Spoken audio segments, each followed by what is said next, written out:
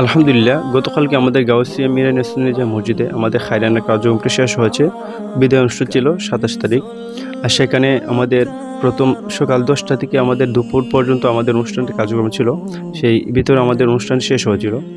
আর এই রমজান মাসে আমাদের ১ রমজান থেকে ২৭ রমজান পর্যন্ত আমাদের গ্রামের মধ্যে প্রতি বছরই দাওয়াত কিরাতের কার্যক্রম হয়ে থাকে প্রায় ২৪ বছর ধরে। আর এখানে শত শত ছেলেমেয়েরা কোরআন শুদ্ধভাবে শেখার জন্য আসে।